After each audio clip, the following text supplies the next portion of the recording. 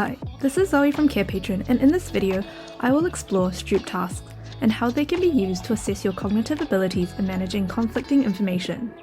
What is the Stroop Task? The Stroop Task is a cognitive test designed to measure an individual's ability to selectively focus on certain aspects of information while suppressing the cognitive interference of conflicting stimuli.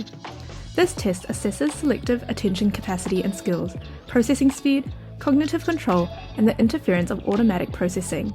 It was based on a cognitive phenomenon called the Stroop effect.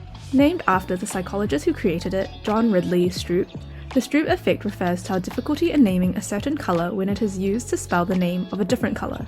It demonstrates the challenges our cognitive processes face when presented with a conflict between the automatic processing and the controlled thinking systems of our brains. To use our free Stroop Task template, follow these steps. Download our Stroop Task template from the Carepatron platform, which you can find in the link in the description. In the Stroop Task, participants are presented with a list of words written in a different colour. For example, the word red is written in blue ink.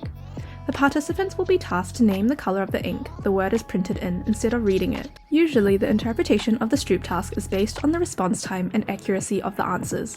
Slower time in congruent conditions indicates the presence of the Stroop effect. It is best to ask for assistance from a trained professional in interpreting the result.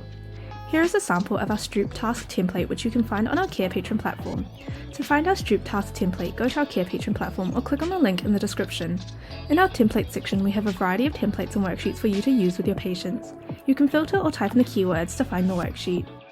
Thank you for watching our video at Carepatron. If you enjoyed this video, give us a like. If you would like to see more videos like these, subscribe to our Carepatron channel or click on one of our recommended videos.